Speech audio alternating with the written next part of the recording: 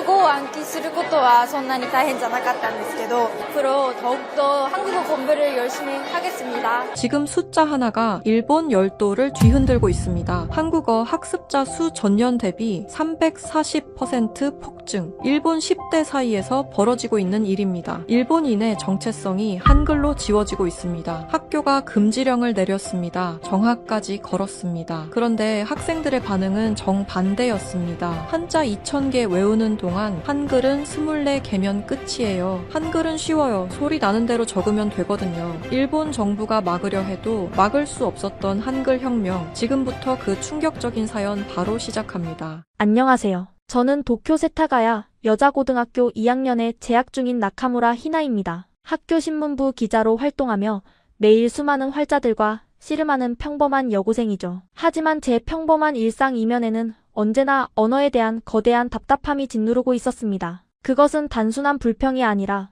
매일매일 피부로 느끼는 세 가지의 무거운 고통이었습니다. 첫 번째 고통은 제 일상 속 아주 작은 곳에서부터 시작되었습니다. 바로 단짝 친구 레이와 스마트폰으로 메시지를 주고받을 때였죠. 레이는 항상 말이 빠르고 성격이 급한 친구입니다. 희나, 오늘 방과 후 역 앞 새로 생긴 카페 갈래?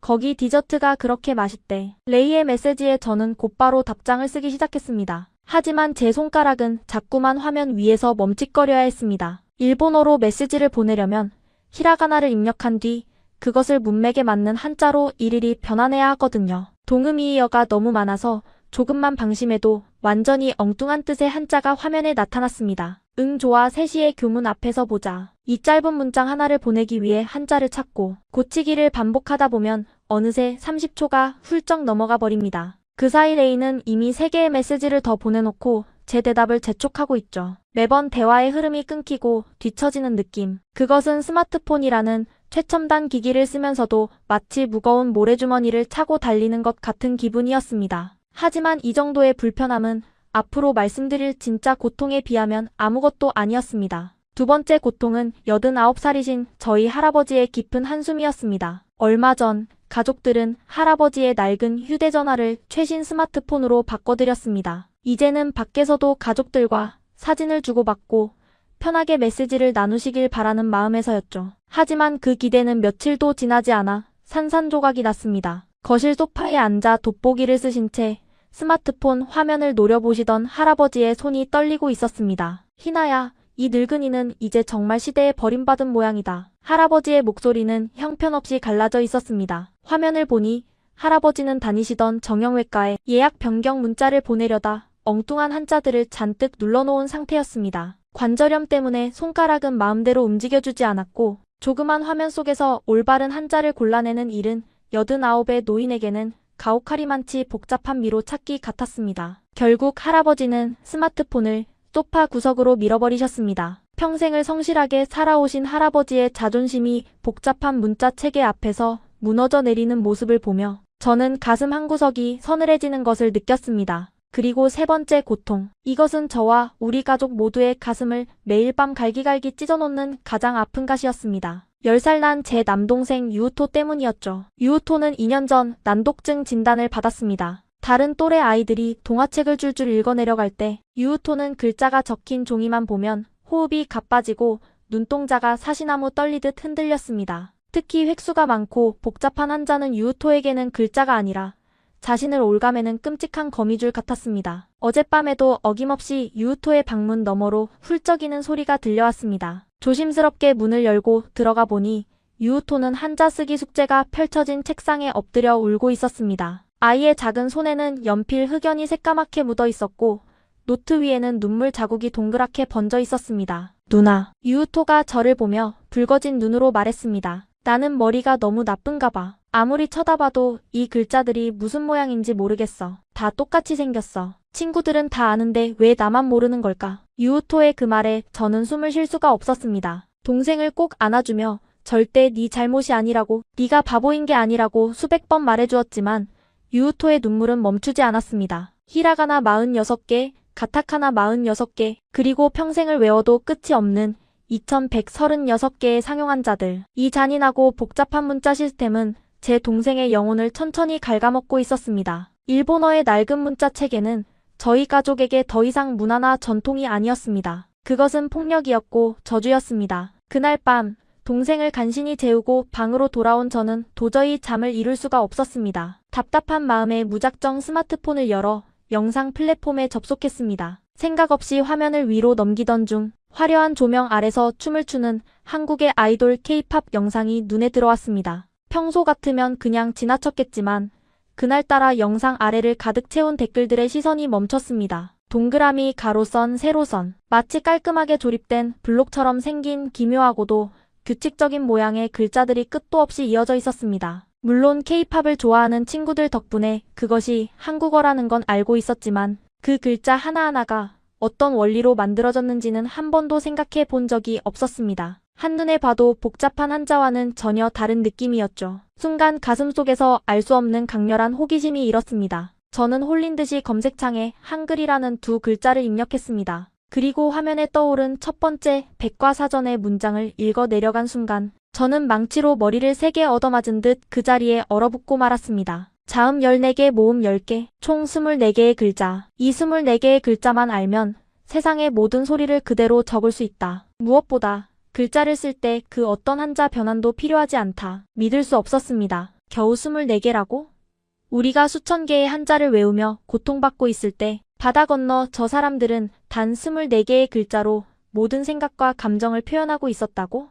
심장은 미친 듯이 뛰기 시작했습니다. 화면을 스크롤하는 제 손가락이 가늘게 떨렸습니다. 스크롤을 내릴수록 더욱 충격적인 역사적 사실들이 저를 덮쳐왔습니다. 지금으로부터 500년도 더 된 과거, 한국의 옛 국가인 조선의 세종대왕이라는 왕이 한자를 몰라 억울한 일을 당하는 가엾은 백성들을 위해 직접 발음, 기관의 모양을 본떠 이 과학적인 문자를 만들었다는 이야기. 똑똑한 자는 아침나절이 지나기 전에 이해하고 어리석은 자도 열흘이면 배울 수 있도록 설계되었다는 그 위대한 기록. 저는 숨을 헐떡이며 방 안을 서성였습니다. 500년 전 조선의 왕이 백성들을 바라보며 느꼈던 그 참담함과 안타까움. 그것은 지금 이 순간 도쿄 한복판, 우리 집 거실에서 할아버지와 유우토가 겪고 있는 고통과 완벽하게 똑같았습니다. 수백 년의 시간을 뛰어넘어 위대한 왕의 따뜻한 시선이 제 마음에 꽂히는 것 같았습니다. 저는 책상 구석에 박혀있던 빈 노트를 거칠게 꺼내 펼쳤습니다. 그리고 검은색 펜을 꽉 쥐었습니다. 만약 이 인터넷의 정보들이 모두 사실이라면, 정말로 단 며칠 만에 이 문자를 읽고 쓸 수 있는 것이라면, 저는 이 기적 같은 24개의 조각들을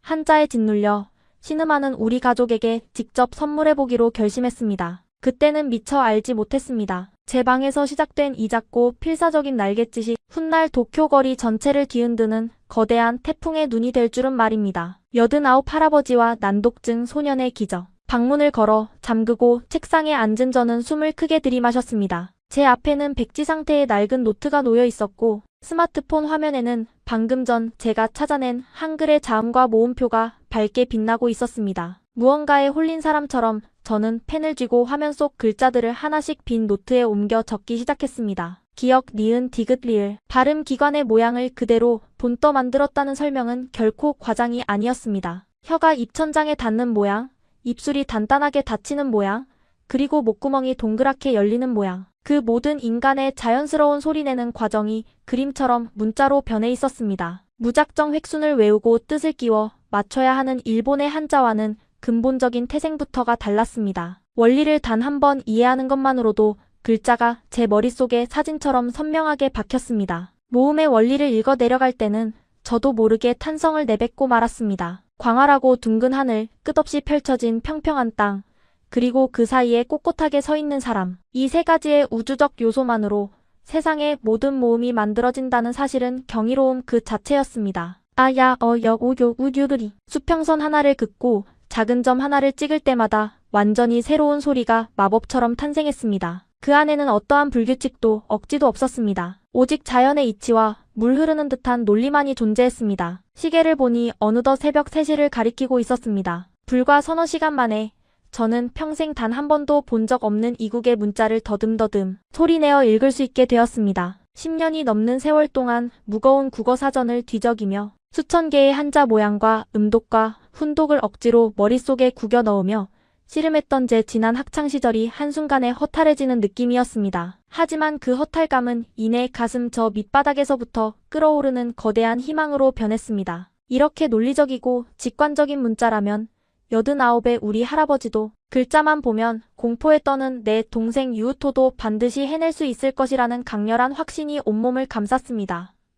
다음 날 아침 일찍 저는 밤새 빼곡하게 채운 한글 노트를 품에 안고 두근거리는 가슴을 진정시키며 할아버지의 방문을 열었습니다. 할아버지는 어제와 같은 자리에 앉아 창밖의 허공만 물끄러미 바라보고 계셨습니다. 방 한구석에 덩그러니 내팽개쳐진 최신형 스마트폰이 할아버지의 깊은 상실감과 체념을 고스란히 대변해주는 듯 했습니다. 저는 조심스럽게 다가가 바닥에 떨어진 스마트폰을 집어들고 할아버지의 앙상한 무릎 위에 제 손을 포겠습니다. 할아버지, 제가 오늘 새벽에 엄청난 마법 같은 걸 하나 배워왔어요. 이것만 아시면 병원 예약 문자 보내는 것도 고향에 계신 친구분들께 인사 전하시는 것도 하나도 어렵지 않으실 거예요. 할아버지는 초점 없는 눈으로 저를 돌아보시더니 힘없이 옅은 미소를 지으셨습니다. 희나야, 네 예쁜 마음은 고맙지만 이 늙은이는 이제 새로운 걸 머리에 집어넣을 힘이 없단다.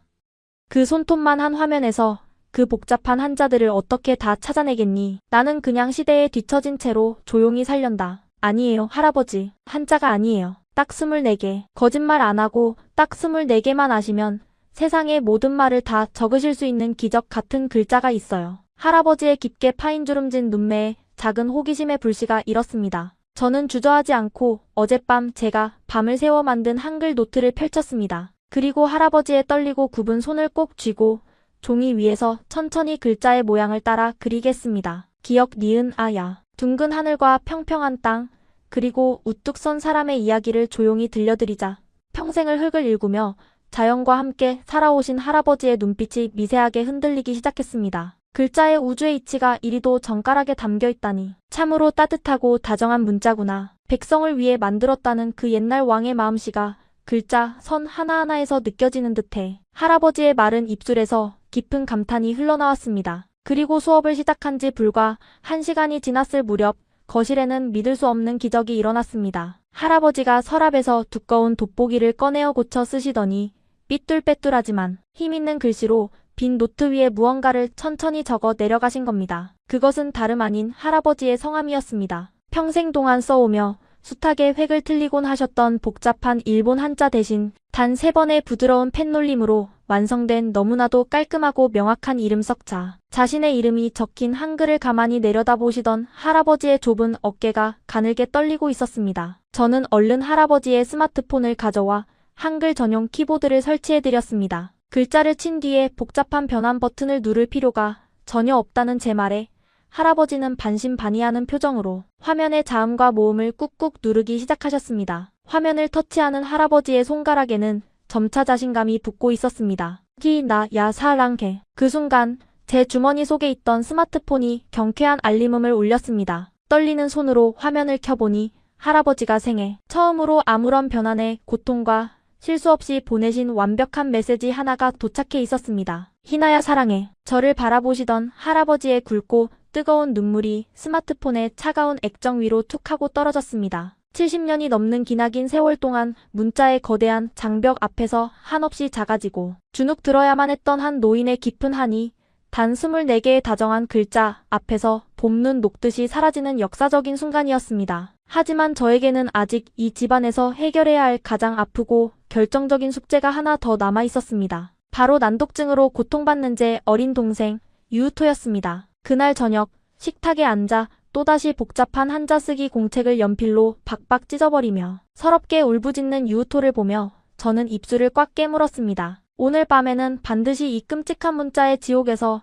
내 동생을 구출해내겠다고 굳게 다짐했습니다. 저는 훌쩍이는 유우토를 제 방으로 데려왔습니다. 잔뜩 움츠러든 동생의 작은 어깨를 따뜻하게 감싸 안으며 저는 세상에서 가장 부드러운 목소리로 속삭였습니다. 유우토, 누나가 오늘 진짜 재미있는 입술 모양 그리기 놀이를 하나 알려줄게. 이건 학교에서 배우는 한자처럼 억지로 외우지 않아도 돼. 그냥 거울을 보고 누나 입술 모양만 똑같이 따라하면 되는 아주 쉬운 마술 같은 거야. 유우토는 잔뜩 겁먹은 붉은 눈으로 저를 올려다보았습니다. 또다시 지렁이처럼 얽히고 설킨 복잡한 글자들을 외우라고 혼낼까 봐 잔뜩 긴장한 모습이었습니다. 저는 어젯밤에 그린 커다란 한글 자음 표를 꺼내 유우토의 눈높이에 맞춰 벽에 붙였습니다. 이음은 두 입술이 굳게 다물어지는 네모난 모양, 이응은 목구멍이 동그랗게 활짝 열리는 모양. 저는 과장된 표정으로 입술을 삐죽거리고 입을 크게 벌리며 소리를 냈습니다. 그러자 늘 글자만 보면 울음부터 터뜨리던 유우토의 얼굴에 처음으로 작은 웃음꽃이 피어났습니다.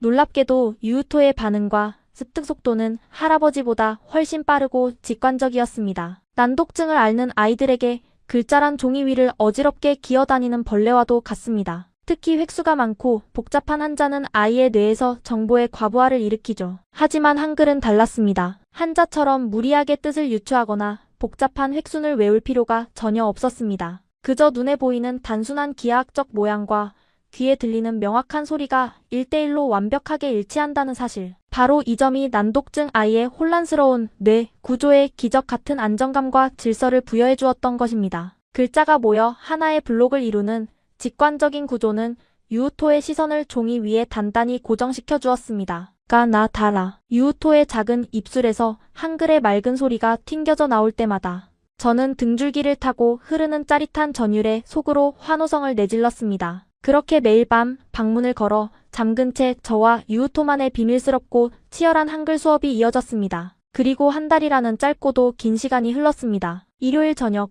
저희 집 거실에는 퇴근하신 아빠와 주방에서 과일을 깎으시던 엄마, 그리고 돋보기를 끼신 할아버지까지 온 가족이 둘러앉아 있었습니다. 오늘 유우토가 가족들에게 꼭 보여주고 싶은 중대한 발표가 있다고 선언했거든요. 안방문이 열리고 유우토가 자신의 몸짓만 한 커다란 스케치북을 가슴에 소중히 품은 채 쑥스러운 듯 걸어 나왔습니다. 아이의 얼굴에는 지난 2년 동안 짙게 드리워져 있던 우울한 그늘 대신 세상을 다 가진 듯한 당당하고 묘한 자신감이 맴돌고 있었습니다. 엄마, 아빠, 할아버지, 제가 직접 쓴 편지예요. 유우토가 거실 한가운데 서서 스케치북을 활짝 펼쳤습니다. 하얀 도화지 위에는 검은색 크레파스로 꾹꾹 눌러 쓴 큼지막하고 삐뚤삐뚤한 하지만 세상 그 어떤 예술 작품보다도 아름답고 완벽한 한글 문장들이 빼곡히 적혀 있었습니다. 유우토는 숨을 크게 들이마시더니 떨리지만 또박또박한 목소리로 자신이 직접 쓴 글자들을 소리내어 읽기 시작했습니다. 엄마, 아빠, 누나, 할아버지 사랑해요. 저는 이제 글자를 완벽하게 읽을 수 있어요. 저는 절대 머리가 나쁜 바보가 아니에요.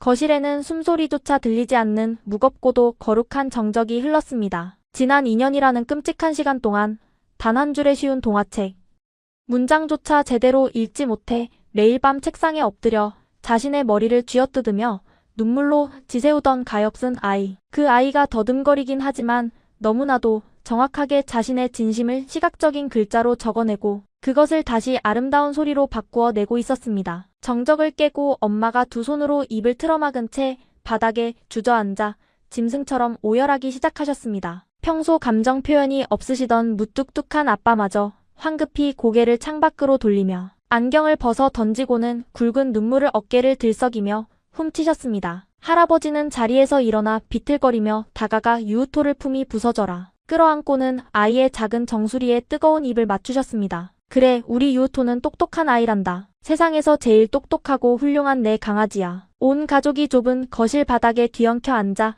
엉엉 소리내어 울었습니다. 그것은 단순한 기쁨의 눈물이 아니었습니다. 그동안 불합리하고 폭력적인 문자의 무게에 짓눌려 서서히 병들어가고 있던 우리 가족의 영혼이 짙은 어둠을 뚫고 완벽하게 치유받는 찬란한 해방의 눈물이었습니다. 단 24개의 단순한 글자가 바다 건너 이웃, 나라 한국의 위대한 한글이 산산조각 났던 우리 가족의 평범한 일상을 단단하고 아름답게 조립해 주었습니다. 그날 밤 유우토가 눈물범벅이 된 얼굴로 곤히 잠든 것을 확인한 후 저는 책상에 앉아 제 스마트폰을 물끄러미 내려다보았습니다. 화면에는 오늘 낮에 단짝 친구 레이가 보낸 수많은 메시지들이 여전히 읽지 않은 상태로 쌓여 있었습니다. 답장이 왜 이렇게 늦냐고 쉴 새 없이 투덜거리는 레이의 메시지. 그리고 복잡한 한자 변환에 쫓겨 급하게 치느라 또다시 말도 안 되는 오타를 내고 만재 부끄러운 과거의 답장들. 문득 제 머릿속을 강렬하게 스치고 지나가는 하나의 벼락 같은 깨달음이 있었습니다. 제 동생의 눈물을 닦아주고 할아버지의 자존심을 되찾아준 한글의 이 위대하고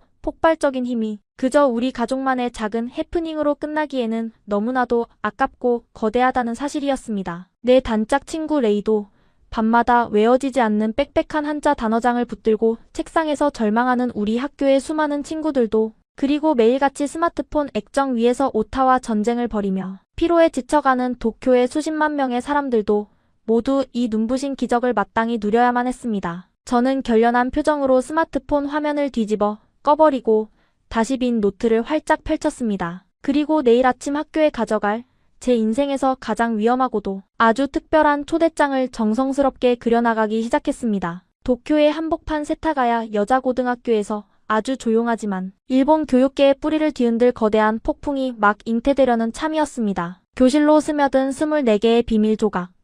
월요일 아침 도쿄 세타가야 여자고등학교로 향하는 제 발걸음은 그 어느 때보다 벅차올랐습니다. 제 가방 깊숙한 곳에는 어젯밤 동생 유우토의 눈물을 닦아주고 할아버지의 잃어버린 미소를 되찾아준 그 위대한 마법, 바로 24개의 한글 자모가 빽빽하게 적힌 비밀 노트가 숨쉬고 있었기 때문입니다. 교실 뒷문을 조심스럽게 열고 들어가자마자 제 단짝 친구 레이가 잔뜩 꼴이 난 표정으로 팔짱을 낀 채 제자리 앞을 가로막았습니다. 희나, 너 어제 왜 그렇게 답장이 늦은 거야? 내가 역 앞 카페에서 너 기다리느라 40분이나 서 있었어. 도대체 메시지 하나 보내는데 한자 변환을 어떻게 하길래 그렇게 오래 걸려? 레이의 뾰로통한 목소리에 평소 같았으면 두 손을 모으고 미안하다며 쩔쩔맸겠지만 그날의 저는 완전히 다른 사람이 되어 있었습니다. 저는 레이의 불평을 가볍게 웃어넘기며 가방 지퍼를 열고 그 낡은 노트를 꺼내 레이의 책상 위에 보란듯이 펼쳐놓았습니다. 레이, 내가 주말 동안 내 인생을 통째로 바꿀 엄청난 비밀 무기를 하나 찾아냈어. 이것만 알면 우리는 앞으로 메시지 보낼 때 짜증나는 한자 변환 때문에 시간을 낭비할 필요가 없어. 단 1초도 말이야. 레이는 미심쩍은 눈초리로 제가 펼친 노트를 들여다보았습니다. 동그라미, 네모, 직선들이 규칙적으로 배열된 기하학적인 무늬들을 보며 레이의 미간이 좁혀졌습니다. 저는 쉬는 시간이 되자마자 레이의 손목을 끌고 사람이 없는 옥상 구석으로 향했습니다. 그리고 한국의 세종대왕이 만들었다는 이 과학적인 문자의 원리를 아주 천천히 그리고 열정적으로 설명하기 시작했습니다. 이 네모난 모양은 입술을 닫았을 때 나는 소리야. 미음이라고 해. 그리고 이 동그라미는 목구멍이 열릴 때 나는 소리 이응이야. 정말 놀랍지 않아? 우리가 매일 말할 때 쓰는 입술과 혀와 목구멍의 모양을 그대로 본떠서 글자를 만들었어. 수천 개의 한자를 무식하게 외울 필요가 없이 그냥 소리 나는 대로 부품을 조립하듯이 맞추기만 하면 끝이야. 처음에는 이게 무슨 장난이냐며 콧방귀를 뀌던 레이의 표정은 제 설명이 5분, 10분 이어질수록 점점 경악으로 물들어갔습니다. 레이는 떨리는 손으로 제 펜을 빼앗아 들더니 방금 배운 원리대로 자신의 이름 석자를 빈 공간에 더듬더듬 적어보았습니다. 레이. 복잡하고 화려한 일본 한자로 쓸 때 15번이나 펜을 꺾어야 했던 그녀의 이름이 단 3번의 부드러운 움직임만으로 너무나도 완벽하고 직관적인 글자로 탄생하는 순간이었습니다. 말도 안 돼. 희나, 이거 진짜 변환 버튼이 필요 없는 거야. 그냥 소리 나는 대로 치면 이게 다 글자가 된다고. 레이의 커다란 눈망울이 금방이라도 쏟아질 듯 커졌습니다. 그날 점심시간 우리의 이 은밀하고도 충격적인 비밀 수업에 유나, 사키, 모모카까지 3명의 친구가 더 합류했습니다. 우리는 밥을 먹는 둥 마는 둥 교실 맨 뒷자리에 책상을 붙여놓고 한글의 매력에 깊이 빠져들었습니다. 불과 오후 수업이 시작되기 전 5명의 소녀들은 한글의 기본적인 자음과 모음을 모두 외우는 기적을 만들어냈습니다. 우리는 즉시 스마트폰에 한국어 키보드를 설치하고 우리들만의 비밀 채팅방을 만들었습니다. 오늘 방과 후 떡볶이 먹으러 갈 사람. 제가 한글로 첫 메시지를 전송하자마자 1초도 지나지 않아 4명의 친구들에게서 동시에 답장이 쏟아졌습니다. 나 갈래. 완전 좋아. 빨리 마치고 싶다. 소름이 돋았습니다. 평소 일본어로 대화할 때면 문장을 치고 어울리는 한자를 목록에서 찾고 잘못 눌러서 지우고 다시 치느라 뚝뚝 끊기던 대화의 흐름이 마치 머릿속의 생각이 그대로 스마트폰 화면으로 빨려 들어가는 것처럼 폭포수처럼 쏟아지고 있었습니다. 한자 변환이라는 거대한 모래주머니를 떼어내자 우리의 소통 속도는 감히 상상할 수 없을 정도로 빨라졌습니다. 이 놀라운 속도와 효율성은 단지 스마트폰 채팅에만 국한되지 않았습니다. 며칠 뒤 세계사 시간이었습니다. 선생님의 말이 유독 빨라 평소 같으면 필기를 하다가 한자가 생각나지 않아 쩔쩔맸을 텐데 우리는 한글로 소리 나는 대로 노트에 거침없이 선생님의 설명을 받아 적고 있었습니다. 복잡한 서양의 역사적 인물 이름이나 지명도 한글로는 단 몇 글자면 충분했습니다. 우리의 필기 속도는 눈에 띄게 빨라졌고 덩달아 수업에 집중하는 시간도 비약적으로 늘어났습니다. 비밀은 결코 오래가지 못하는 법입니다. 쉬는 시간마다 노트에 정체불명의 아름다운 문자를 빠르게 적어 내려가는 우리들의 모습은 곧 반 전체의 핫이슈가 되었습니다. 처음에는 그저 신기한 암호놀이 정도로 생각했던 반 친구들은 우리가 필기한 노트를 빌려보고 그 압도적인 효율성에 입을 다물지 못했습니다. 희나, 나도 그거 가르쳐주면 안 돼. 나 어제도 한자 수행평가에서 변환 실수해서 점수 엄청 깎였단 말이야.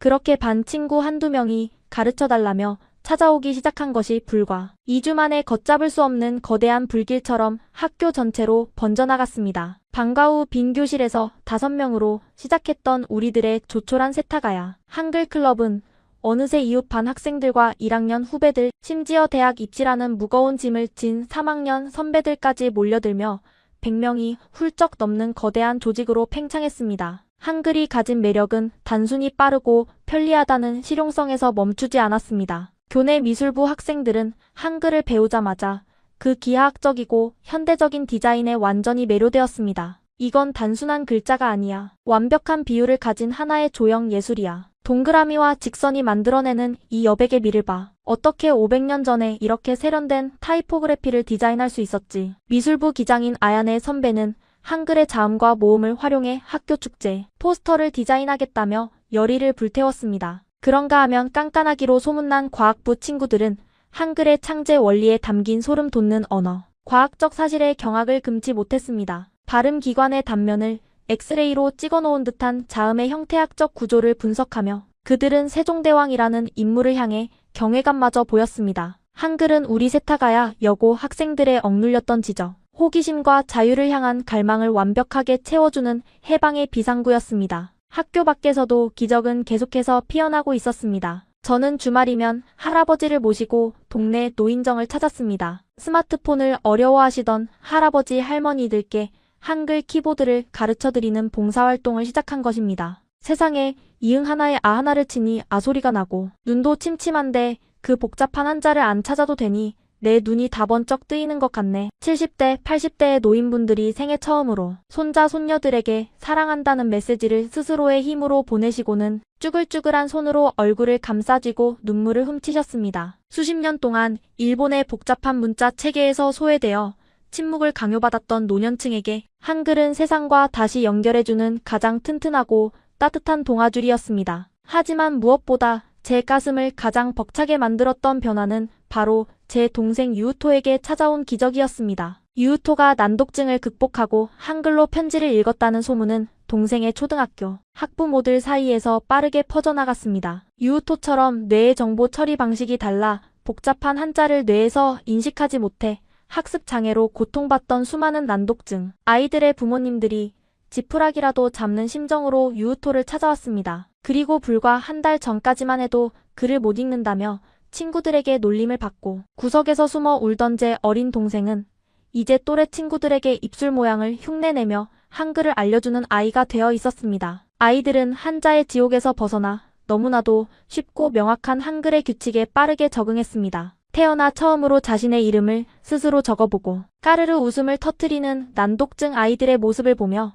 저는 벅차오르는 감동의 입술을 꽉 깨물었습니다. 일본의 낡고 답답한 시스템이 철저하게 외면하고 방치했던 사람들을 바다 건너 한국에서 온 24개의 다정한 조각들이 말없이 끌어안아 치유하고 있었습니다. 우리는 매일매일 한글이라는 새로운 날개를 달고 더 넓고 자유로운 세상으로 비상하고 있었습니다. 하지만 우리의 이 찬란하고 아름다운 비행이 영원할 수는 없었습니다. 우리가 만들어낸 변화의 소리가 너무 컸던 탓일까요? 이미 학교 안에서는 불안한 조짐이 하나둘씩 감지되고 있었습니다. 수업 시간에 우리의 노트를 의심의 눈초리로 흘끗거리는 선생님들의 시선이 점점 매서워지고 있었고 교무실 앞을 지나칠 때마다 낮은 목소리로 뭔가를 심각하게 논의하는 기류가 감지되었습니다. 굳게 닫혀있던 기성세대의 낡은 문이 서서히 불길한 소리를 내며 열리기 시작한 것입니다. 우리를 벼랑 끝으로 몰아넣을 거대하고 무자비한 폭풍이 저 멀리서 매섭게 몰려오고 있다는 사실을 그때의 우리는 미처 알지 못했습니다. 억압하는 어른들, 벼랑 끝에 선 아이들, 자유의 달콤함은 언제나 대가를 요구합니다. 세타가야 여고를 핑크빛으로 물들였던 한글의 마법은 결국 교무실의 차가운 회색빛 벽돌에 부딪혀 산산조각날 위기에 처하고 말았습니다. 변화의 기류를 가장 먼저 공식적으로 문제 삼은 것은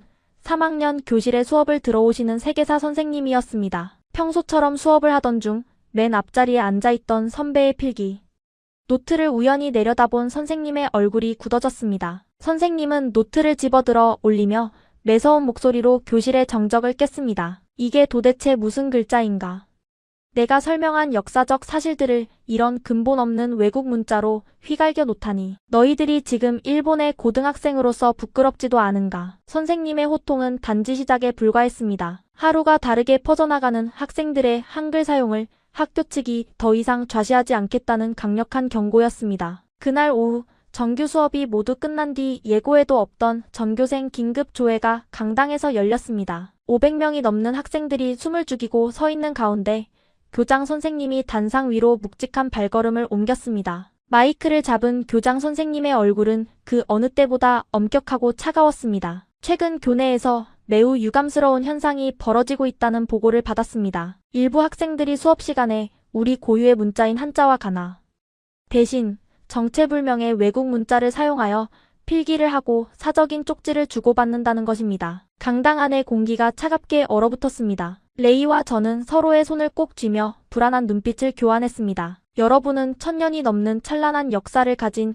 일본의 자랑스러운 딸들입니다. 언어와 문자는 그 나라의 혼이자 정체성 그 자체입니다. 복잡하고 어렵다는 이유로 우리 조상들이 물려준 위대한 유산을 버리고 그저 편리함만을 쫓아 타국의 문자를 무분별하게 차용하는 것은 우리 스스로의 뿌리를 난도질하는 끔찍한 행위입니다. 교장 선생님의 목소리는 강당의 스피커를 찢을 듯이 크게 울려 퍼졌습니다. 그것은 단순한 훈화가 아니었습니다. 그것은 우리가 발견한 희망과 자유에 대한 명백한 사형 선고였습니다. 따라서 오늘 이 시간부로 교내에서의 모든 한글 사용을 전면 금지합니다. 수업 시간의 필기는 물론이고 쉬는 시간의 사적인 쪽지나 동아리 활동에서도 예외는 없습니다. 이를 어길 시에는 교칙에 따라 엄중히 징계할 것이며 주동자는 정학 처분까지 불사하겠습니다. 그날부터 학교는 숨막히는 감옥으로 변했습니다. 선생님들은 수업 시간마다 복도를 순찰하듯 돌아다니며 학생들의 노트를 불시에 검사했습니다. 한글로 적힌 필기가 단 한 글자라도 발견되면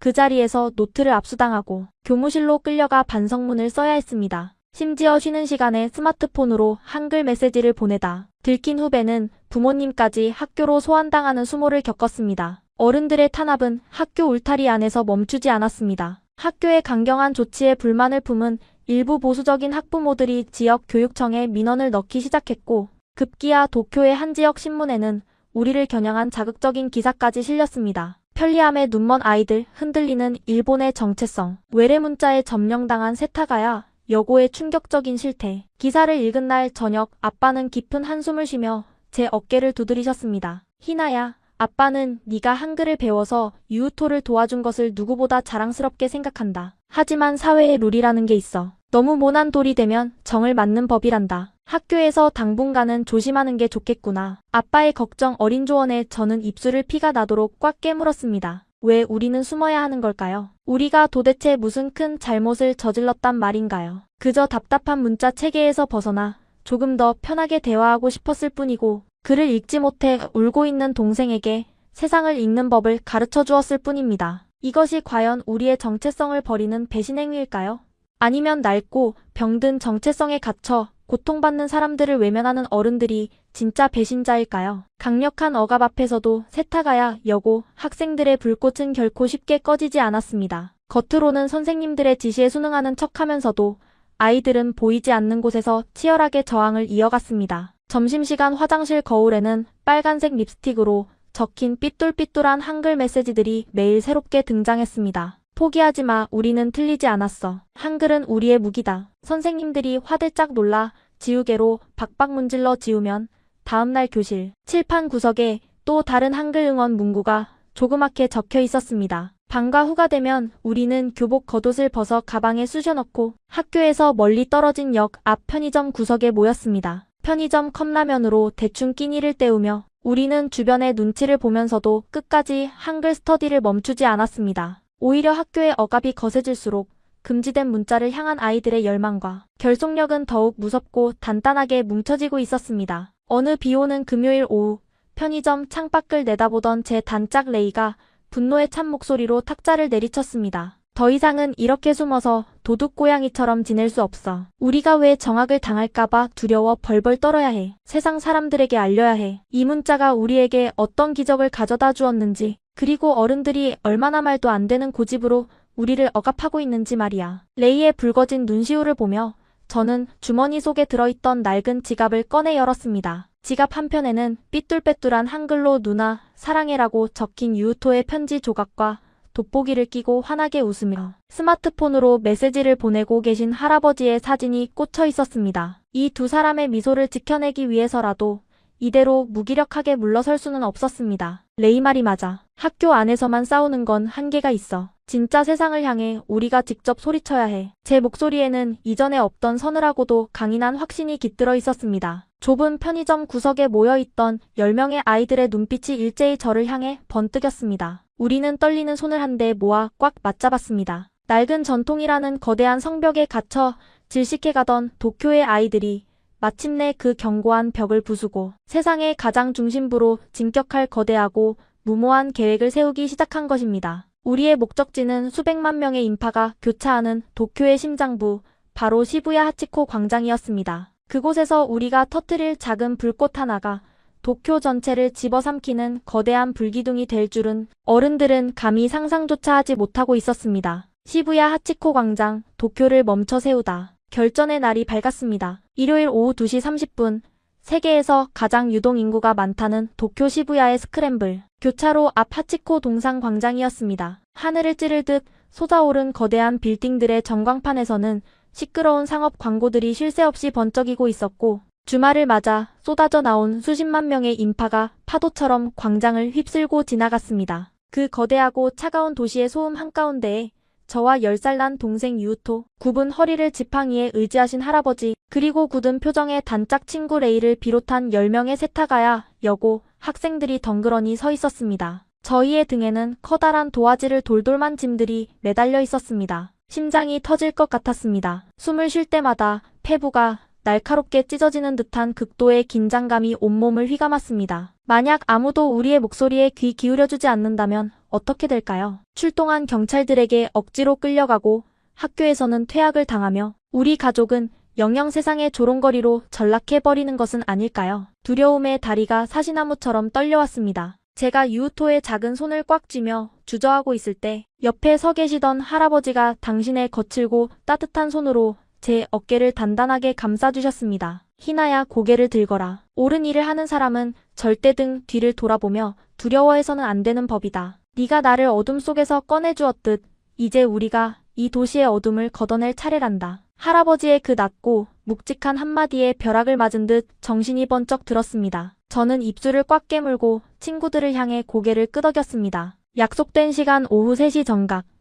우리는 동시에 가방에서 돌돌 말려있던 커다란 플래카드를 꺼내어 시부야 광장 한가운데서 일제히 활짝 펼쳐들었습니다. 가로 2m, 세로 1m의 거대한 하얀색 도화지 위에는 삐뚤빼뚤하지만 너무나도 선명하고 굵은 글씨가 적혀 있었습니다. 그것은 복잡하고 권위적인 일본의 한자가 아니었습니다. 24개의 다정하고 과학적인 조각들로 이루어진 찬란한 문양, 바로 한글이었습니다. 저와 레이가 치켜든 플래카드에는 일본어와 한글이 나란히 적혀 있었습니다. 우리는 낡은 전통의 노예가 아니다. 편하고 효율적인 문자를 선택할 권리를 보장하라. 한글은 결코 죄가 아니다. 우리의 돌발 행동에 바쁘게 걸음을 재촉하던 수백 명의 시민들이 하나둘씩 제자리에 멈춰 서기 시작했습니다. 누군가는 스마트폰을 꺼내 사진을 찍었고 누군가는 혀를 끌며 못마땅한 표정을 지었습니다. 여고생 10명이 벌이는 치기 어린 시위라고 생각하고 비웃는 사람들의 수군거림이 광장을 채우기 시작했습니다. 하지만 그 비웃음은 단 5분도 지나지 않아 거대한 경악과 충격으로 바뀌고 말았습니다. 스크램블 교차로의 신호등이 초록색으로 바뀌는 순간이었습니다. 길 건너편에서 횡단보도를 건너오는 수백 명이 인파 속에서 익숙한 얼굴들이 쉴 새 없이 쏟아져 나오기 시작했습니다. 가장 먼저 광장에 도착한 사람들은 제가 주말마다 봉사활동을 나갔던 동네 노인정의 할아버지 할머니들이었습니다. 여든이 훌쩍 넘으신 어르신들 20여 명이 굽은 허리를 이끌고 전철을 갈아타며 시부야 광장까지 찾아오신 것입니다. 어르신들의 손에는 골판지를 오려 투박하게 적어낸 한글 플래카드가 들려 있었습니다. 내 손녀에게 내 손으로 사랑한다고 쓸 수 있게 해주시오.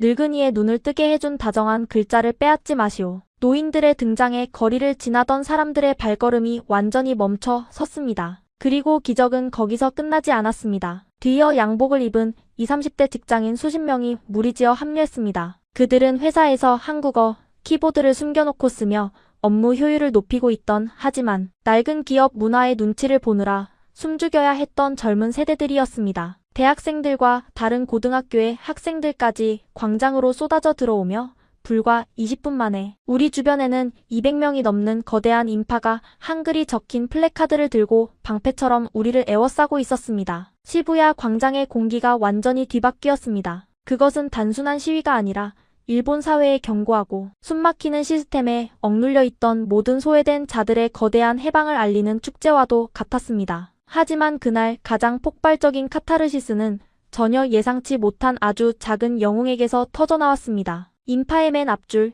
제 옆에 서 있던 10살 유우토가 갑자기 제 손을 놓고 광장 한가운데로 걸어나갔습니다. 구경꾼이 500명 넘게 불어나며 발 디딜 틈조차 없어진 거대한 군중 속에서 자그마한 체구의 소녀는 자신의 몸짓만 한 스케치북을 가슴 위로 번쩍 들어 올렸습니다. 소음으로 가득했던 광장이 마치 진공 상태에 빠진 것처럼 순식간에 쥐죽은 듯 고요해졌습니다. 스케치북에는 이렇게 적혀 있었습니다. 나는 2년 동안 글자를 읽지 못하는 바보였습니다. 하지만 한글은 나를 바보라고 부르지 않았습니다. 나는 이제 책을 읽을 수 있어요. 유우토는 수많은 어른들의 시선 앞에서도 전혀 떨지 않았습니다. 아이는 자신이 직접 쓴 그 한글 문장들을 세상에서 가장 맑고 청아한 목소리로 한 글자 한 글자 힘주어 또박또박 소리내어 읽기 시작했습니다. 유우토의 목소리가 시부야의 높은 빌딩 숲 사이로 울려 퍼지는 순간 제 뒤에 서 있던 누군가가 억눌린 울음을 터뜨렸습니다. 돌아보니 유우토처럼 난독증으로 고통받는 아이들의 손을 잡고 시위 현장에 합류한 수십 명의 학부모들이었습니다. 우리 아이도 읽을 권리가 있습니다. 아이들을 벼랑 끝으로 내모는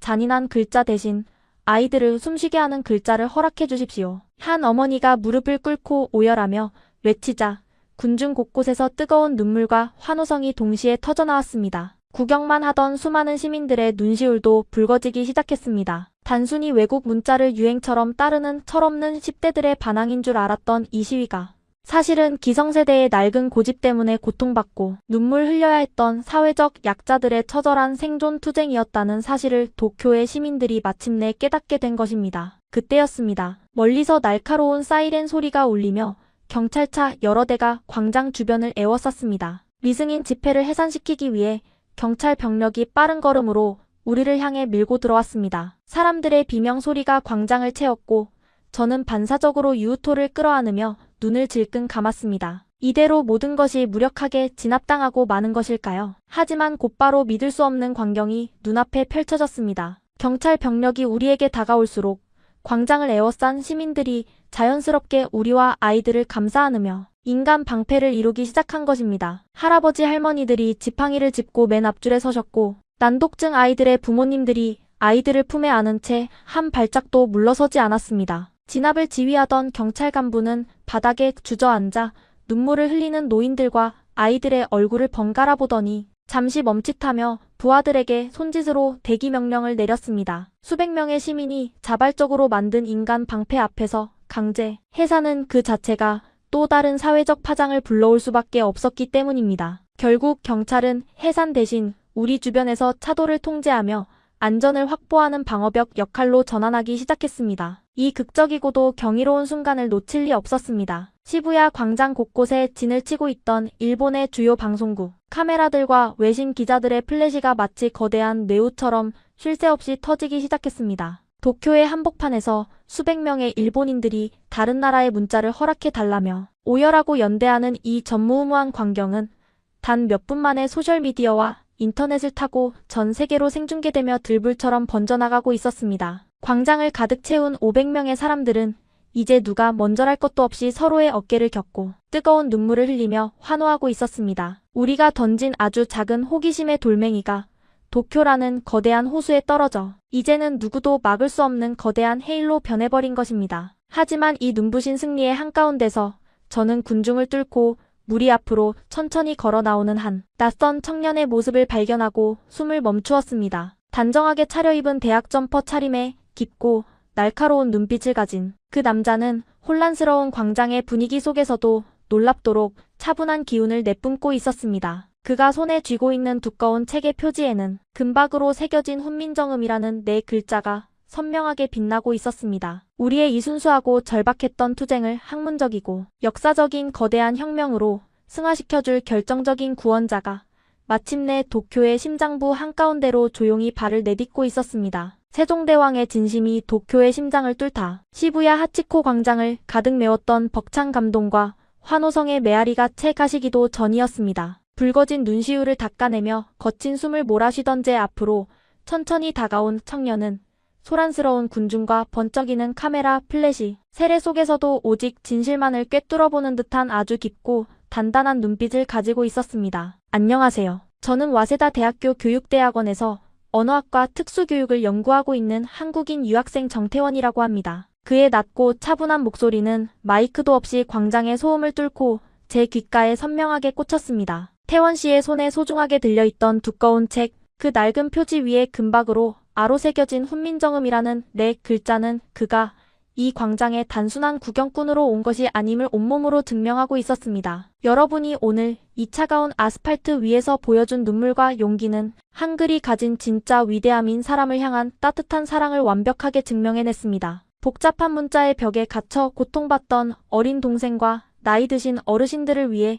기꺼이 세상의 비난을 감수하고 거리로 나선 여러분의 그 절박한 마음, 그것이 바로 500년 전 이 문자를 처음 만드셨던 조선의 왕, 세종대왕의 애끓는 진심과 완벽하게 똑같습니다. 제가 여러분의 그 위대한 여정에 제대로 된 나침반이 되어 드리고 싶습니다. 태원 씨의 든든하고도 묵직한 합류는 우리들의 작고 절박했던 외침이 체계적이고 학문적인 거대한 교육혁명으로 진화하는 역사적인 첫걸음이었습니다. 시부야 시위 현장이 수백 개의 소셜미디어와 외신 보도를 타고 전 세계로 타전된 직후 도쿄의 억압적인 분위기는 완전히 뒤바뀌어 있었습니다. 우리를 억압하며 정악을 운운하던 학교 측은 쏟아지는 언론의 집중 포화와 시민들의 거센 항의에 부딪혀 철저하게 침묵에 빠졌고 그 틈을 타 우리는 더 이상 음습한 화장실이나 편의점 구석에 숨지 않고 당당하게 세상 밖으로 걸어 나왔습니다. 시위가 있은 지 불과 일주일 뒤 신주쿠의 한 대형 구민회관 대강당, 이곳에서 열린 태원 씨의 첫 번째 공개 한글 수업에는 애초에 우리가 조심스럽게 예상했던 100명의 인원을 훌쩍 뛰어넘어 무려 500명에 달하는 거대한 인파가 구름대처럼 몰려들었습니다. 교실에서 한자 필기에 고통받던 중고등학생들은 물론이고 유우토처럼 발달 장애나 난독증을 앓는 자녀의 손을 꽉 쥔 채 절망하던 젊은 부모님들, 평생 기계와 문자의 장벽에 막혀 소통을 포기했던 돋보기를 목에 건 백발의 어르신들, 그리고 한글의 독창적인 디자인과 논리에 매료된 두꺼운 전공 서적을 든 대학생들까지 나이도 성별도 직업도 모두 달랐지만 그들의 흔들리는 눈빛에는 낡고 복잡한 일본의 문자 체계에서 벗어나 새로운 세상의 빛을 보고 싶다는 강렬하고도 절박한 갈증이 용암처럼 타오르고 있었습니다. 단상의 선태원 씨는 단순히 기억, 니은 같은 자음과 모음의 생김새를 가르치는 가벼운 기술적인 수업을 하지 않았습니다. 그는 칠판 한가운데에 커다랗게 훈민정음이라는 글자를 또박또박 적고 그 이면에 숨겨진 장엄하고도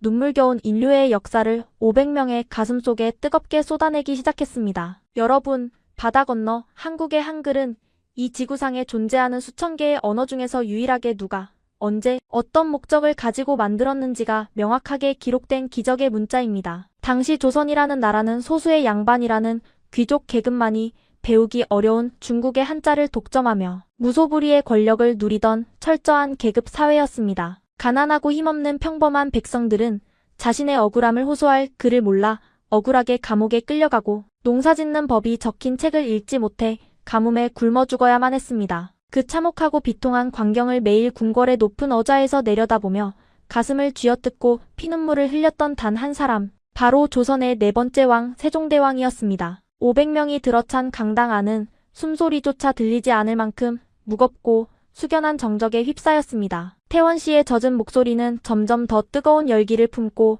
강당의 천장을 때렸습니다. 왕은 자신의 불쌍한 백성들이 그를 몰라 짐승처럼 암흑 속에서 살아가는 것을 도저히 두고 볼 수 없었습니다. 글자를 독점하여 권력을 유지하려던 귀족 기득권층의 엄청난 반발과 정치적인 목숨을 건 끔찍한 위협 속에서도 왕은 오직 백성들의 입모양과 혀의 움직임을 밤낮 없이 관찰하고 해부하듯 연구했습니다. 세상에서 가장 똑똑하다는 학자들조차 불가능하다며 포기했던 그 험난하고 고독한 길을 지독한 과로로 인해 시력이 멀어지고 온몸이 망가지는 참혹한 고통 속에서도 끝끝내 포기하지 않고 완성해냈습니다. 도대체 일국의 왕이 왜 그렇게까지 했을까요? 사랑했기 때문입니다. 글자를 몰라 세상에서 버림받고 고통받는 자신의 가장 나약한 백성들을 마치 자신의 핏줄인 친자식처럼 미치도록 사랑하고 연민했기 때문입니다. 그렇기에 한글은 단순한 의사소통의 도구인 언어가 아닙니다. 그것은 한 나라의 가장 높은 곳에 있던 절대 권력자가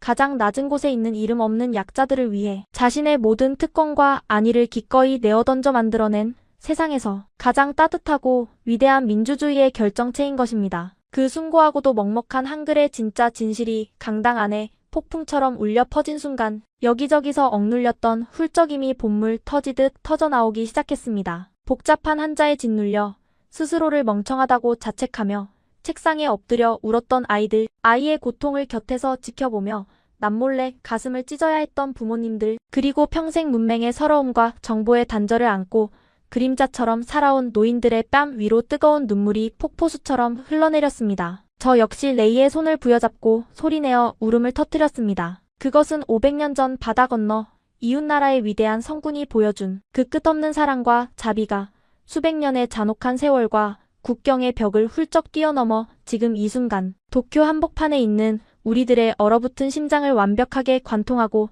따뜻하게 안아주는 숭고하고도 거룩한 순간이었습니다. 그 위대한 사랑의 힘이 가장 먼저 눈부신 싹을 틔운 곳은 다름 아닌 제 동생 유우토의 좁은 교실이었습니다. 태원 씨는 자신이 연구하던 한국의 선진적인 난독증, 한글 교육 사례와 체계적인 발음 교정 프로그램을 유우토에게 직접 1대1로 적용해 주었습니다. 무작정 복잡한 한자의 획순을 암기하게 강요하는 것이 아니라 글자의 기하학적 모양과 입술에서 나오는 소리가 완벽하게 일치하는 한글만의 독보적인 뇌과학적 원리를 이용해 유우토에 닫혀있던 인지 능력을 섬세하게 마사지하듯 깨워나간 것입니다. 그 헌신적인 노력의 결과는 불과 몇 주 만에 온몸에 소름이 돋는 기적으로 나타났습니다. 어느 날 유우토의 초등학교에서 열린 정규 국어 수업 시간이었습니다. 예전 같았으면 책을 소리내어 읽어야 하는 순서가 다가올까 봐 책상 밑으로 고개를 쳐박고 벌벌 떨며 화장실로 도망쳤을 유우토가 칠판 앞 교탁으로 당당하게 걸어나갔습니다. 그날은 반 아이들 앞에서 자신이 가장 좋아하는 문학작품이나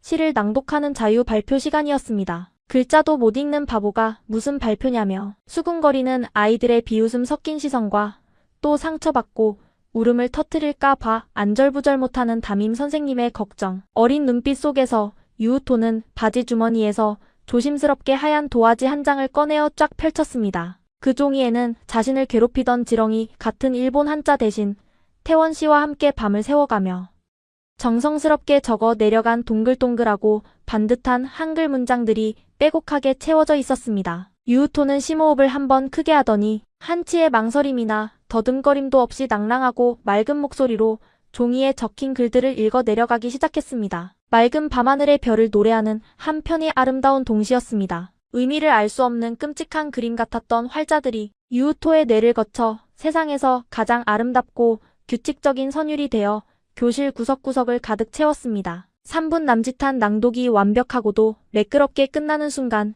멍하니 입을 벌리고 있던 담임 선생님의 손에서 출석부가 툭 하고 바닥으로 둔탁하게 떨어졌습니다. 유우토를 비웃던 반 아이들의 장난기 가득했던 눈은 경악으로 커졌고 이내 누가 먼저랄 것도 없이 의자에서 일어나 우레와 같은 기립박수를 쏟아내기 시작했습니다. 담임 선생님은 교탁으로 달려가 유우토를 부둥켜 안고 엉엉소리 내어 울었습니다. 2년 내내 바보 취급을 받으며 지옥 같은 시간을 홀로 견뎌야 했던 10살의 작은 소년이 마침내 자기 자신을 가두고 있던 거대한 절망의 알을 깨고 나와 세상 밖으로 힘차게 날아오른 것입니다. 그날 이후 유우토는 더 이상 교실 맨 뒷자리 구석에 숨어 훌쩍이는 가엾은 아이가 아니었습니다. 쉬는 시간마다 유우토의 자리 주변에는 복잡한 일본어 읽기를 힘들어하거나 난독증 증세를 보이는 수많은 친구들이 구름대처럼 몰려들었습니다. 유우토는 자신의 한글 노트를 펼쳐놓고 서투르지만 다정한 솜씨로 친구들에게 자신의 입술 모양을 흉내내게 하며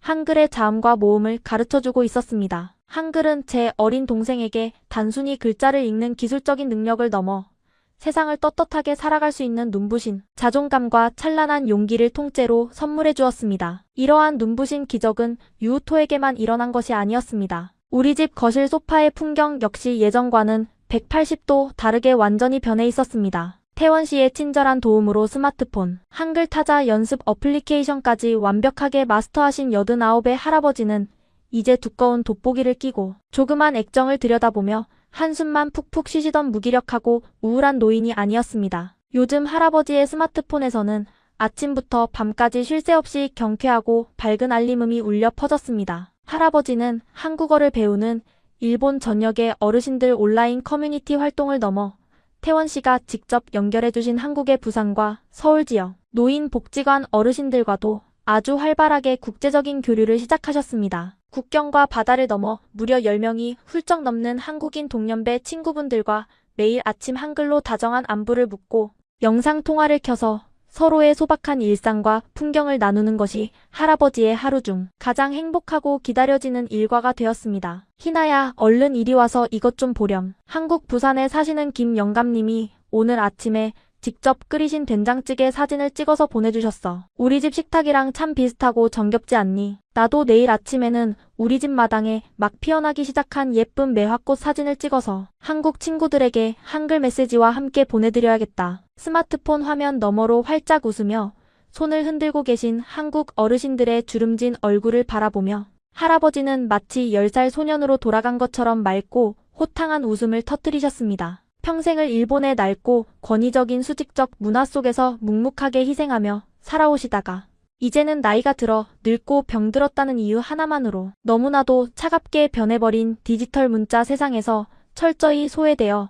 침묵을 강요받으셨던 할아버지. 그 텅 비고 사무치게 외로웠던 할아버지의 마지막 황혼의 시간들을 국경도 언어의 장벽도 존재하지 않는 따뜻하고 시끌벅적한 새로운 우주로 가득 채워준 것은 다름 아닌 이웃나라 세종대왕의 크고 넓은 애민 정신이었습니다. 수백 명의 도쿄 시민들이 매주 구름처럼 모여드는 태원 씨의 열정적인 한글 수업은 하루가 다르게 그 규모와 뜨거운 열기를 더해갔고 유우토와 할아버지의 얼굴에는 매일같이 잃어버렸던 웃음꽃이 만발했습니다. 아주 작은 방구석에서 시작되었던 우리들의 비밀스럽고도 연약했던 저항은 어느새 도쿄 시민들의 멍든 가슴속 깊은 곳에 찬란한 진실의 뿌리를 거침없이 내리고 있었습니다. 하지만 그 진실의 생명력이 단단해지고 사방으로 뻗어나갈수록 그 싹을 억누르며 군림하고 있던 낡고 거대한 콘크리트 바닥에는 점점 더 크고 치명적인 균열의 소리가 들려오기 시작했습니다. 우리의 평화로운 일상과 학습권을 무참히 짓밟으며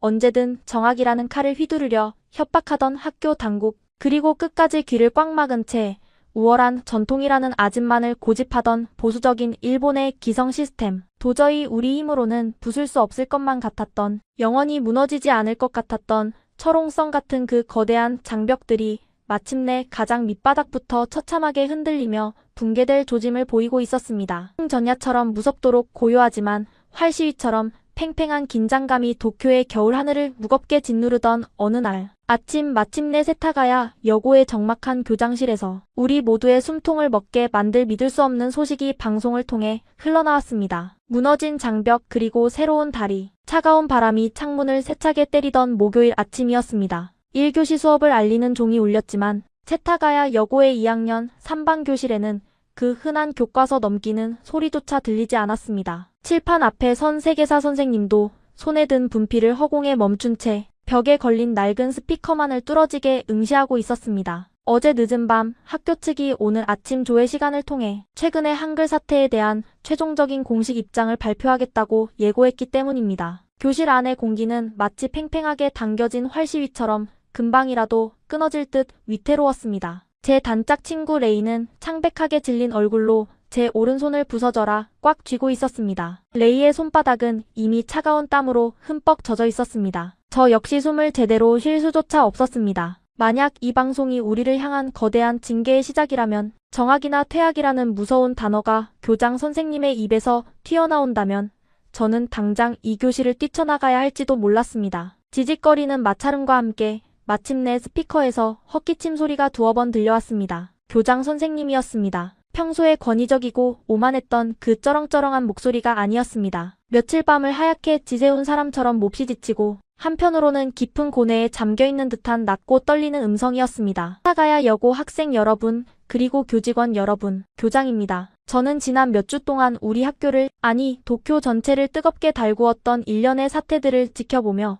교육자로서 참으로 뼈아픈 반성의 시간을 가졌습니다. 첫 문장이 흘러나오는 순간 꽉 막혀있던 제 심장이 쿵하고 거칠게 바닥으로 떨어지는 것 같았습니다. 반성이라는 단어가 교장 선생님의 입에서 나왔다는 사실을 믿을 수가 없었습니다. 교실에 있던 30명의 아이들이 일제히 숨을 들이마셨습니다. 우리는 천년의 역사를 지닌 우리 문자의 전통을 지켜야 한다는 강박에 사로잡혀 정작 그 문자의 무게에 짓눌려 신음하고 있던 우리 아이들의 진짜 눈물을 철저하게 외면했습니다. 문자는 사람을 위해 존재하는 도구일 뿐인데 우리는 사람을 문자의 노예로 만들려 했습니다. 시부야 광장에서 한글로 쓰인 플래카드를 들고 자신은 바보가 아니라고 외치던 10살 소년의 기사를 읽으며 저는 한평생 교육에 몸담아온 제 자신이 한없이 부끄러워 고개를 들 수가 없었습니다. 전통이라는 이름으로 포장된 낡은 아집이 아이들의 숨통을 조이고 새로운 세상을 향한 호기심을 억압하는 폭력이 될 수 있다는 것을 이제야 비로소 깨달았습니다. 스피커 너머로 교장 선생님이 깊은 한숨을 내쉬는 소리가 들렸습니다. 교실 뒷자리에 앉아있던 몇몇 아이들의 눈에서 굵은 눈물방울이 툭툭 떨어지기 시작했습니다. 세계사 선생님은 말없이 고개를 숙인 채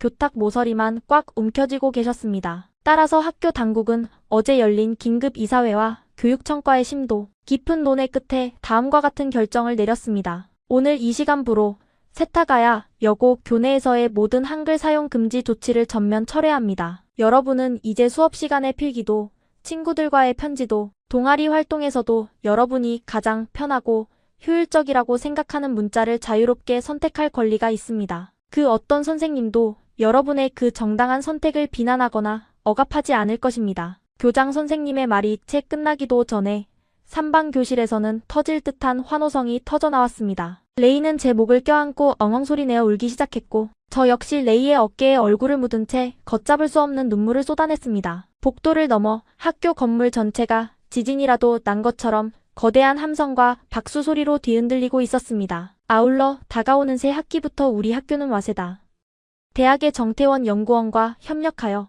한글의 과학적인 발음 원리를 활용한 난독증 및 학습장애 학생들을 위한 특수교육 지원 프로그램을 도쿄 내 고등학교 최초로 정식 도입할 예정입니다. 또한 방과 후 심화학습 과정에 한국어와 한글의 역사라는 과목을 신설하여 더 넓은 세상을 이해하고자 하는 학생들의 학문적 열정을 전폭적으로 지지하겠습니다. 방송이 끝나는 삐소리와 함께 우리는 모두 자리에서 박차고 일어나 서로를 얼싸안고 춤을 추었습니다. 그것은 단순한 규칙의 변화가 아니었습니다. 낡고 썩은 기득권의 견고한 벽을 향해 가장 작고 연약했던 소녀들이 던진 진실의 돌멩이가 마침내 거대한 성벽을 와르르 무너뜨린 완벽하고도 찬란한 승리였습니다. 우리가 옳았습니다. 우리의 눈물과 연대가 세상을 바꾼 것입니다. 학교의 공식적인 항복 선언 이후 도쿄의 풍경은 마법처럼 변해갔습니다. 세타가야 여고의 결정은 곧바로 주변의 수많은 중고등학교들로 들불처럼 번져나갔습니다. 낡은 학칙을 고집하던 학교장들이 줄줄이 한글 사용을 허용하고 나섰고 굴지의 대기업들조차 사내 메신저나 업무 메모에 한글을 혼용하는 젊은 사원들의 창의적인 방식을 인정하고 장려하는 캠페인을 벌이기 시작했습니다. 답답한 한자 변환에 갇혀있던 일본 사회 전체가 24개의 다정한 조각들이 불어넣는 거침없는 효율성과 자유로운 속도감에 흠뻑 빠져들고 있었습니다. 무엇보다 저를 가장 가슴 벅차게 만드는 것은 우리 가족의 완벽하게 달라진 일상이었습니다. 유우토는 더 이상 밤마다 찢어진 한자 공책을 움켜쥐고 울지 않습니다. 대신 태원 씨가 선물해준 한국의 아름다운 전래동화 책을 거실 한가운데 누워 소리내어 읽으며 모험을 떠나는 주인공의 이야기에 까르르 웃음을 터뜨립니다. 글자를 읽을 수 있게 된 유우토의 세상은 매일매일 눈부시게 넓어지고 있습니다. 89의 할아버지 역시 완전히 새로운 두 번째 청춘을 맞이하셨습니다. 매일 아침 거실 소파에 앉아 돋보기를 끼시고는 한국의 부산에 사시는 영감님과 한글로 날씨 이야기를 나누며 스마트폰 화면 너머로 환한 웃음을 지으십니다. 복잡한 기계와 문자의 벽에 막혀 고립되었던 노인은 이제 언어라는 새로운 날개를 달고 국경을 넘어 세상과 가장 따뜻하게 연결되어 있습니다. 따뜻한 일요일 오후, 저희 가족은 거실에 모여 앉아 커다란 여행 가방을 챙기고 있었습니다. 다가오는 봄방학을 맞이하여 온 가족이 다 함께 바다 건너 한국의 서울로 생애 첫 가족 여행을 떠나기로 결정했기 때문입니다. 할아버지는 한국 친구분들에게 드릴 녹차와 전통 과자를 정성스럽게 포장하고 계셨고, 유우토는 서울 광화문 광장에 있다는 거대한 세종대왕 동상 앞에서 직접 한글로 쓴 감사 편지를 읽겠다며 연신 낭독 연습을 하고 있었습니다. 희나야, 거기가 서울의 가장 중심이라고 하더라. 그 위대한 임금님 동상 앞에 서면 이 할애비가 꼭 제일 먼저 큰 절을 올리고 싶구나. 이 늙은이의 닫힌 입과 눈을 열어주셔서 참으로 감사하다고 말이다. 할아버지의 그 떨리는 목소리에 저는 가만히 고개를 끄덕이며 미소를 지었습니다. 한글은 우리에게 단순히 편하게 메시지를 보내는 도구가 아니었습니다. 그것은 차갑고 단단하게 닫혀있던 서로의 마음을 열어준 마법의 열쇠였고, 깊은 절망의 늪에 빠진 내 동생을 구원해준 생명줄이었으며, 무엇보다 한국과 일본이라는 가깝고도 먼 두 나라, 사람들의 체온을 가장 진실하게 이어주는 세상에서 가장 튼튼하고 아름다운 달이었습니다. 가방 한 구석에 처음 한글을 발견하고 밤을 새워가며 24개의 조각들을 옮겨 적었던 제 낡은 노트를 조심스럽게 밀어 넣었습니다. 이 노트를 펼쳐들고 세종대왕 동상 앞에 섰을 때 저는 500년 전 백성을 위해 눈물 흘렸던 그 위대한 왕에게 가슴을 펴고 당당하게 말씀드릴 수 있을 것 같습니다. 당신의 그 깊고 크신 사랑이 수백 년의 시간을 건너 이곳 도쿄의 작고 연약한 사람들의 삶까지 완벽하게 구원해내었노라고. 언어는 벽이 아니라 서로를 향해 걸어가는 따뜻한 다리가 되어야 한다는 그 찬란한 진실을 우리는 마침내 증명해 내었노라고 말입니다. 여러분, 지금까지 도쿄 세타가야 여고 나카무라 히나 양이 보내온 가슴 먹먹한 한글 혁명의 사연을 함께 하셨습니다. 22만 난독증과 한자 체계로 학습장애를 겪는 일본 아이들의 숫자입니다. 500 시부야 하치코 광장으로 쏟아져 나와 연대했던 시민들의 숫자입니다. 24 이 거대한 절망의 벽을 허물고 수십만 명의 삶을 구원해낸 세상에서 가장 과학적이고 다정한 글자의 숫자입니다. 일본 교육청의 한 고위 관계자는 고백했습니다. 우리는 천년의 전통이라는 명분 아래 아이들의 눈물을 외면하는 오만을 저질렀습니다. 가장 완벽한 빛이 바다 건너 한국에 있었음을 너무 늦게 인정했습니다. 그 통계의 이면에는 찢어진 공책을 부여잡던 소년의 눈물이, 돋보기를 내려놓은 노인의 한숨이, 그리고 밤을 새워 기적의 조각을 맞춰 나가던 한 소녀의 치열한 밤이 있었습니다. 500년 전 백성을 사랑했던 조선의 왕이 품었던 그 숭고한 진심이 마침내 도쿄를 구원한 것입니다. 이 이야기에 가슴이 뭉클해지셨다면 구독과 좋아요, 그리고 댓글창에 세종대왕님 감사합니다 한 문장만 남겨주십시오. 만 남겨주십시오. 만 남겨주십시오. 만 남겨주십시오. 만 남겨주십시오. 만 남겨주십시오. 만 남겨주십시오. 만 남겨